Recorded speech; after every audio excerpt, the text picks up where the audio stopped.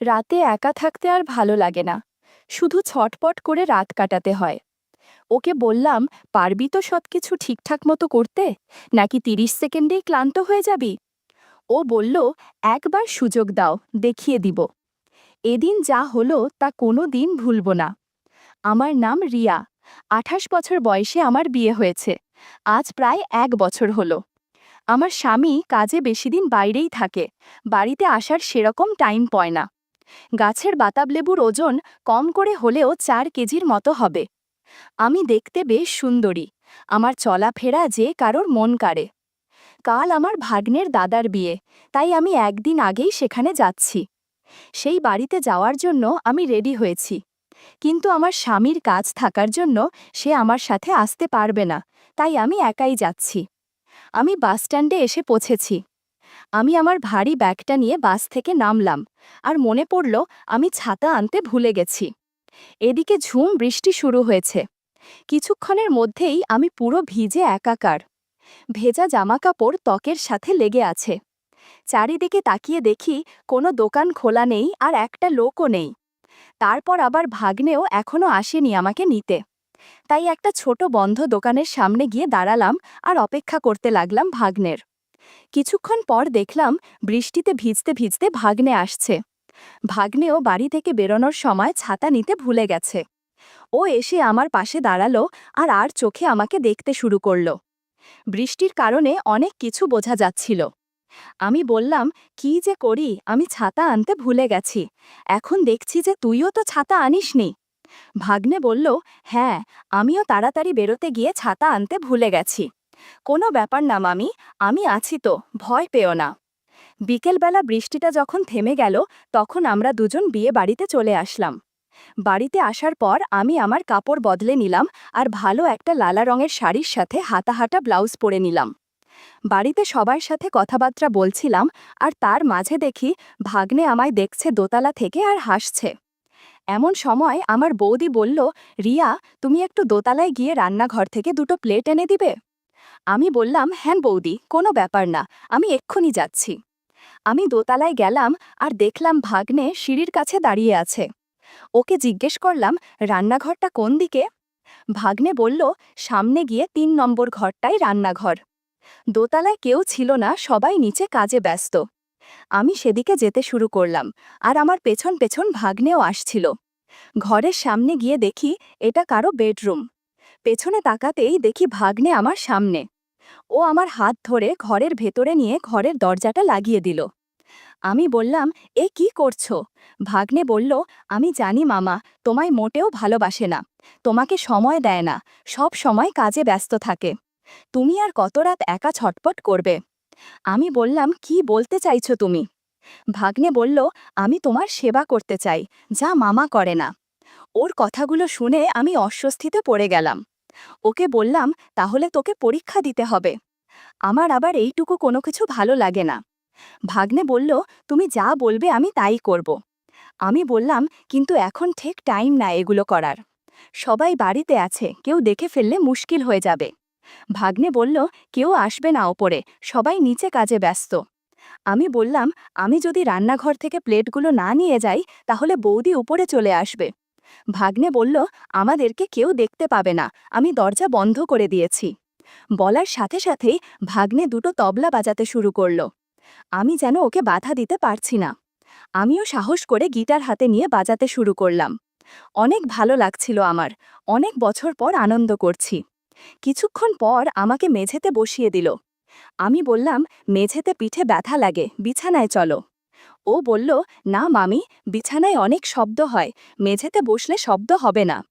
আমি মেঝেতেই বসলাম, আর জাগনে জাদুর লাথি দিয়ে আমাকে আশীর্বাদ করল। এই বয়সে বেশ ভালো আশীর্বাদ করে পারো। আস্তে মামি, বেশি জোরে চিৎকার করো না, না হলে অমঙ্গল হবে। কিছুক্ষণ এরকম চলার পর ভাগ্নে আশীর্বাদ প্রসাদ খাইয়ে দিল। আমি আশীর্বাদের প্রসাদ খেয়ে একটু বিশ্রাম নিচ্ছি। ভাগ্নে বলল, এখন কি সুস্থ লাগছে মামি? আমি বললাম, কত বছর পর যে সুস্থ লাগছে তোমাকে বোঝাতে পারবো না। এরপর আমি সবকিছু ঠিক করে নিলাম আর ঘর থেকে বেরিয়ে চলে গেলাম। তারপর রান্নাঘর থেকে প্লেটগুলো নিয়ে বৌদির কাছে যেতেই বৌদি বলল, এত সময় লাগে নাকি প্লেট আনতে? আমি বললাম, না মানে আমি রান্নাঘর খুঁজে পাচ্ছিলাম না, তাই দেরি হলো। বৌদি বলল, ঠিক আছে, কোনো ব্যাপার না, এখন আমার সাথে একটু কাজ করো। আমি কাজ করতে শুরু করলাম বৌদির সাথে। কাজ করতে করতে রাত হয়ে গেল। সবাই মিলে তখন খেতে বসেছে। আমি আর বৌদি খাওয়া দাওয়া করে নিলাম। তারপর বৌদি আমাকে আমার শোবার ঘর দেখিয়ে দিল, যেটা ছিল ভাগ্নের ঘরের পরের ঘরটা। ঘরটি বেশ ছোট ছিল। দেখলাম ঘরে একটি সিঙ্গেল বেড, আলমারি আর একটি ড্রেসিং টেবিল আছে। শোবার সময় আমি কাপড় বদল করলাম না, কারণ বাকি কাপড়গুলো বৃষ্টিতে এখনো ভেজা ছিল। এমন সময় দেখি ভাগ্নে এলো আমার ঘরে। এসেই চারিদিক আর ঘরের বাইরেটা দেখল। কাউকে যখন দেখতে পেল না, তখন বলল, গুড নাইট মেরি জান। আমিও একটু হেসে বললাম, ইস, খুব দুষ্টু হয়েছ, হ্যাঁ, এবার ঘুমাতে যাও, কাল তোমাকে আমার ডিউটি করতে হবে। গুড নাইট বলার পরে ভাগ্নে চলে গেল। ভাগ্নে আর ওর দাদা একই ঘরে ঘুমাতো। ঘরের দরজাটা বন্ধ করার সময় দেখলাম দরজার ছিটকিনিটা ঠিকঠাক লাগছে না, তাই আমি দরজাটা শুধু চাপিয়ে রেখে শুয়ে পড়লাম। রাতেও বেশ ভালো বৃষ্টি হচ্ছিল, কিন্তু মেঘ ডাকছিল না, তাই আমি একটি চাদর নিয়ে নিলাম আর কিছুক্ষণের মধ্যেই ঘুমিয়ে গেলাম। প্রায় মাঝরাত 2টোর সময় আমার ঘুম ভাঙল মেঘের ডাক শুনে। দেখলাম যে বাড়িতে লাইট নেই বৃষ্টির কারণে। তারপর আর আমার ঘুম পাচ্ছিল না, তাই এক সাইড হয়ে ঘুরে শুয়ে থাকলাম আর ঘুম আনার চেষ্টা করছিলাম। কিছুক্ষণ পর বুঝতে পারি কেউ আমার ঘরের দরজাটা খুলে ভেতরে এলো। বুঝতে পারলাম এটা আমার ভাগ্নে ছাড়া আর কেউ না, তাই আমি ঘুমিয়ে আছি সেরকম নাটক করতে লাগলাম। ভাগ্নে এসে আস্তে করে আমার পাশে শুয়ে পড়ল। আমি আর চুপ থাকতে পারছিলাম না, মুখ থেকে বেরিয়ে গেল, আস্তে ভাগ্নে আস্তে। ভাগ্নে বলল, তাহলে তুমি শেষ পর্যন্ত জেগেই গেলে, তাহলে চলো আমরা ভোর রাত অবধি গেম খেলি। সেদিন রাতে ঝড় বৃষ্টির মধ্যে অনেক আড্ডা দিয়েছি। ইউটিউবের কড়া নিয়মের কারণে কিছু ঘটনা সরাসরি বলা যাচ্ছে না। তোমরা কমেন্টে দেয়া লিঙ্ক থেকে আমার ওয়েবসাইট ভিজিট করো, সেখানে একদম মনের মতো গল্প দেয়া আছে, যেগুলো ইউটিউবে পাওয়া যায় না। আড্ডা শেষে ঘড়িতে দেখলাম 4:30 বাজে। প্রায় 2 ঘন্টা ধরে আড্ডা হয়েছে। ভাগ্নে ধীরে ধীরে ঘর থেকে বেরিয়ে গেল, আর আমি নতুন একটা ম্যাক্সি পরে ঘুমিয়ে পড়লাম। পরের দিন সকালে ঘুম থেকে প্রায় 9টার দিকে ওঠার পর আমি আমার বেড ঠিক করে ঘরের বাইরে সিঁড়ির কাছে দাঁড়ালাম। দেখলাম বাড়ির সব লোকজনেরা বিয়ের কাজে ব্যস্ত। পাশের ঘরের জানালা দিয়ে দেখলাম ভাগ্নে এখনো ঘুমিয়ে আছে। আমি আমার ফোনটা নিয়ে আমার স্বামীকে ফোন করলাম। কিছুক্ষণ পর ফ্রেশ হয়ে সবার সাথে বিয়ের কাজ করতে লাগলাম। কাজ করতে করতে দুপুর হয়ে গেল, প্রায় 2টো বাজে। আমাকে বৌদি বলল যে, রিয়া, তুমি কি এখন দোকানে গিয়ে এই কয়েকটি জিনিস আনতে পারবে? বাইরে গাড়ি আছে, ড্রাইভারকে বললেই নিয়ে যাবে তোমাকে। আমি বললাম, বৌদি, আমার তো চেনা জানা নেই তোমাদের এলাকা। বৌদি বলল, ঠিক আছে, কোনো ব্যাপার না, আমি ড্রাইভারকে জিজ্ঞেস করে জিনিসগুলো নিয়ে আসছি। ভাগ্নে দূর থেকে আমাদের কথা শুনছিল। ও আমাদের কাছে এসে বৌদিকে বলল, মামিকে একা একা কেন পাঠাচ্ছ? বৌদি বলল, একা একা কোথায়, ড্রাইভার যাচ্ছে তো রিয়ার সাথে। ভাগ্নে বলল, আমার মানে বাড়ির কোনো চেনা জানা লোকের সাথে পাঠাও। বৌদি বলল, হ্যাঁ, ঠিক বলেছিস তো, তাহলে আমি কাকে পাঠাই এখন? ভাগ্নে বলল, আমি মামিকে নিয়ে যাই দোকানে। বৌদি বলল, ঠিক আছে, কিন্তু দেখে শুনে যাস। তখন আমি আর ভাগ্নে গাড়িতে বসলাম। ভাগ্নে গাড়ি চালানোর জন্য ড্রাইভিং সিটে বসল, আর আমি গাড়ির সামনের সিটে বসলাম। কিছু দূর যেতেই ফাঁকা সোজা রাস্তা আসলো। গাড়ি চালাতে চালাতে বলল, মামি, তুমি তো সকালে কিছুই খাওনি, আমার কাছে কলা আছে, খাবে নাকি? আমি উত্তর না দিয়ে জিজ্ঞাসা করলাম, তুইও তো সকালে কিছু খাসনি, ডালিম খাবি নাকি? আমার কাছে 2টো ডালিম আছে। ভাগ্নে বলল, যাক, ভালোই হলো, তুমি কলা খাও আর আমি ডালিম খেয়ে সকালে নাস্তা করি। গাড়ি চালাতে চালাতে ভাগ্নে ডালিম নিয়ে খেতে শুরু করল। খেতে খেতে গাড়ি চালানোর কারণে ব্যালেন্স ঠিক রাখা যাচ্ছিল না। আমি বললাম, ভালো করে গাড়ি চালা। ভাগ্নে বলল, কিছু হবে না মামি, চিন্তা করো না। কিছুক্ষণ পর ভাগ্নের মাথায় বুদ্ধি এলো। ও গাড়িটা সোজা রাস্তা থেকে একটা মাটির রাস্তা দিয়ে এক ঝোপঝাড়ের পেছনে দাঁড় করল। বলল, এখানে বসে আগে খেয়ে নেই। কিছুক্ষণ ডালিম খাওয়ার পর বলল, এবার আমাকে গাড়ি চালাতে দাও, আর তর সইছে না আমার। আমি শাড়ি একপাশে রেখে ভালো করে বসলাম।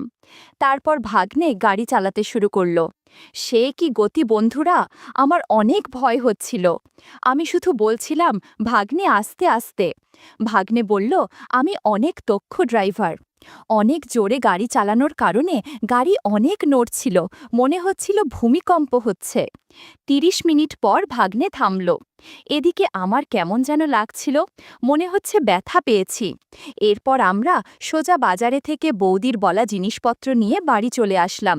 বাড়িতে আসতে আসতে সন্ধে হয়ে গেল, আর বৌদি বলল, এত সময় লাগে নাকি রিয়া? তোমাকে আমি তাড়াতাড়ি আনতে বলেছিলাম জিনিসগুলো।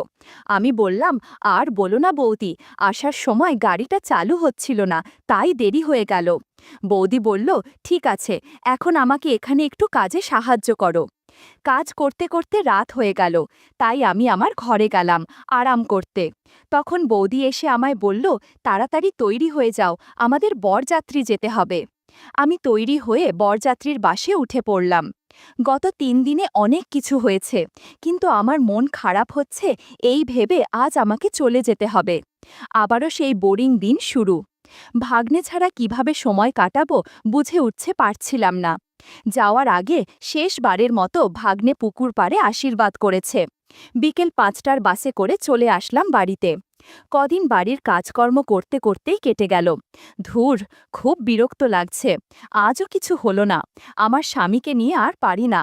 নিজে তো কিছুই পারে না, উল্টো আমার দোষ দেয়। ইদানিং আমার অবস্থা একেবারে করুণ। ঘরের শশা বেগুন খেয়ে আর কতদিন পার করব। ভাগ্নের সাথে কাটানো সময়গুলো খুব মিস করছি। আমাদের পাশের বাড়িতে আমার বান্ধবী বেবি থাকে। বেবির সাথে আমার খুব বন্ধুত্ব। বেবিরও আমার মতো একই অবস্থা। দুজনের স্বামী হয়েছে একই ধরনের। কিন্তু এভাবে পাড়ায় আর কাকে ডাকব? লোকলজ্জার ভয়ে কিছু বলতে পারি না। আমরা দুই বান্ধবী মনের দুঃখে গল্প করি। গল্পে গল্পে বেবির কাছ থেকে একটা ছেলের খোঁজ পাই। দারুণ সুদর্শন আর শক্তিশালী। লম্বায় প্রায় ১০ ইঞ্চি হবে আর মারাত্মক মোটা। আমি বললাম, বলিস কি, এমন কারো হয় নাকি? বেবি বলল, সত্যি বলছি, এরকম আমি বাপের জন্মেও দেখিনি। আমি বেবিকে বললাম, ছেলেটাকে ম্যানেজ কর না, আর হ্যাঁ বল না, ছেলেটা কে? বেবি বলল, আমাদের পাশের বাড়িতেই থাকে, তোমার পাড়াতুতো দিদির ছেলে। আমি এতক্ষণে বুঝতে পারলাম কার কথা বলছে। আমার পাড়াতুতো দিদির ছেলে মানে দীপু।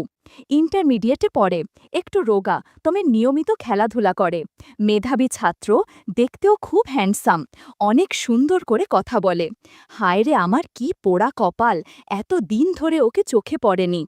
মাঝে মাঝে খেয়াল করেছি, দীপু আমার দিকে করে তাকিয়ে থাকে। আমার সাথে ওর খুব খাতির। ওর সাথে বন্ধুত্ব করলে কেউ টের পাবে না।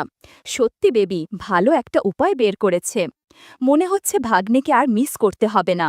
বেবির সাথে কথা বলে আমি বাসায় ফিরে চিন্তা করতে লাগলাম কিভাবে দীপুকে বাসায় আনা যায়। হঠাৎ আমার মৌরির কথা মনে হলো। মৌরিকে টিউশন পড়ানোর জন্য দীপুকে রাজি করলাম। দীপু প্রতিদিন বাসায় এসে মৌরিকে পড়াতে শুরু করে। আমিও সুযোগ কাজে লাগাই। পড়ানোর সময় অগোছালোভাবে হালকা শাড়ি আর ব্লাউজ পরে নাস্তা দিতে যাই। মাঝে মধ্যে ঝুঁকে ওকে নাস্তা দেই। কয়েকদিন পর থেকে দীপুর ব্যবহারও বদলাতে শুরু করল। মৌরি স্কুল থেকে ফেরার আগে দীপু বাসায় চলে আসে, আমার সাথে গল্প করে।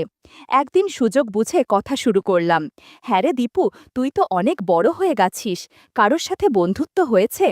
ও প্রথমে বলতে চাচ্ছিল না, অনেক জিজ্ঞাসা করার পর বলল, অর্পিতা কাকি ও অর্চনা কাকির সাথে বন্ধুত্ব করেছি, বয়স তোমার মতো হবে।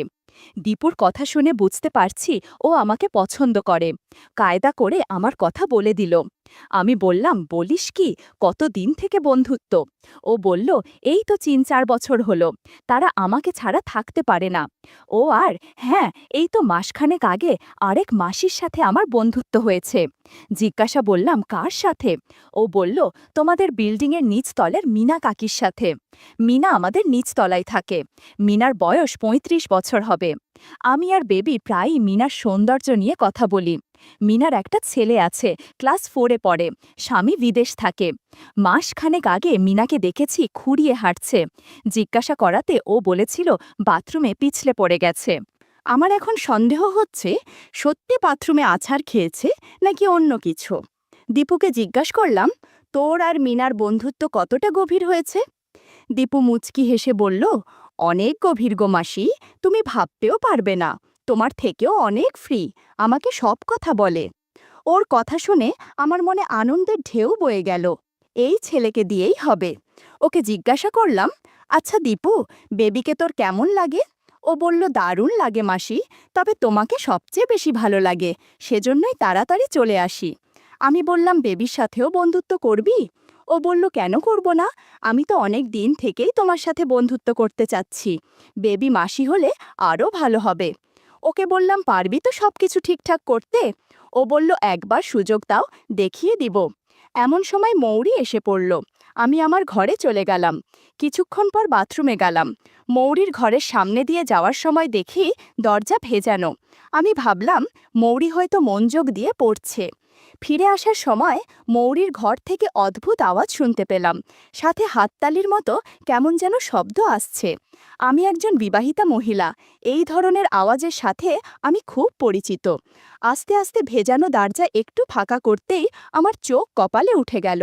দেখলাম মৌরি হাঁটু গেড়ে বসে আছে আর দীপু ওর সামনে দাঁড়িয়ে আছে জাদুর লাঠি নিয়ে। বন্ধুরা, ইউটিউবের কড়া নিয়মের কারণে সরাসরি বলা যাচ্ছে না। তোমরা কমেন্টে দেয়া লিংক থেকে আমার ওয়েবসাইট ভিজিট করো, সেখানে একদম খোলা মেলা গল্প দেয়া আছে। আমি চুপচাপ দাঁড়িয়ে ওদের কাণ্ড দেখতে থাকি। মনে মনে ভাবলাম, দীপু যদি মৌরিকে এভাবে প্র্যাকটিক্যাল পড়াতে থাকে তাহলে তো মেয়েটা অসুস্থ হয়ে যাবে। কিন্তু এ কি, আমার মেয়ে চোখে মুখে প্রশান্তির ছাপ।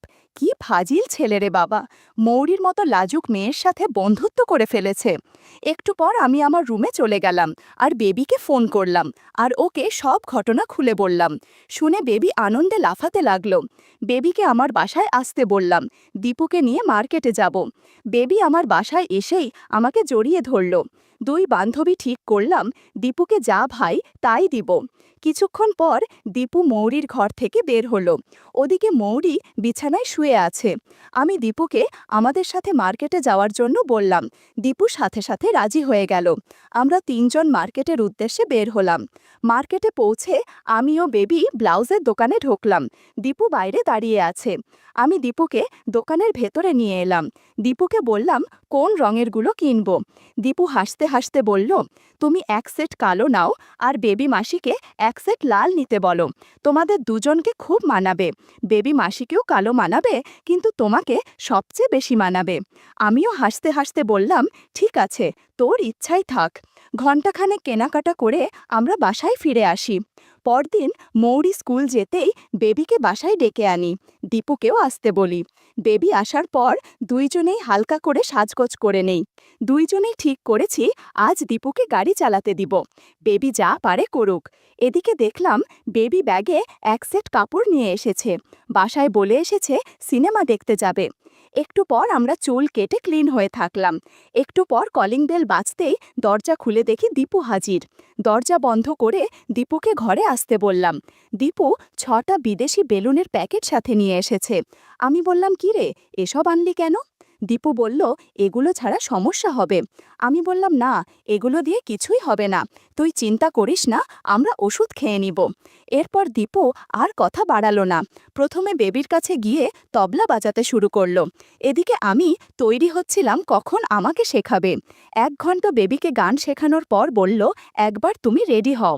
সেদিন সারা বাড়িতে শুধু আমাদের চেঁচামেচির শব্দই শোনা যাচ্ছিল। দীপুর কারণে আমি ভাগ্নের কথা একদম ভুলে গেছি। দেখতে দেখতে দুপুর 1টা বেজে গেছে। ওদিকে আবার মৌরির স্কুল ছুটি হয়ে যাবে। আমি আর বেবি কোনোভাবেই দাঁড়াতে পারছিলাম না। তবুও দীপুর সাপোর্টে উঠে দাঁড়ালাম। এরপর দীপু বাথরুমে চলে গেল। আমি ঘর গোছাতে শুরু করলাম। একটু পর দীপু এসে বলল, কি ব্যাপার, আজকের মতো এ পর্যন্তই নাকি? বেবি বলল, না বাবা, আমি আর নেই, আমি এখন বাসায় যাব। দীপু, তুই আমাকে বাসায় পৌঁছে দিয়ে আয়। এরপর বেবি নতুন এক সেট জামা কাপড় পরে দীপুর সাথে বাড়ির পথে হাঁটা দিল। আর আমি স্নান সেরে রান্নাঘরে চলে গেলাম হাঁড়িতে ভাত বসাতে। চুলোয় আগুন জ্বলছে আর আমি ভাবছি, এখন জীবনে আর কোনো আফসোস নেই। যখন ইচ্ছে হবে দীপুকে বাড়িতে আসতে বলবো।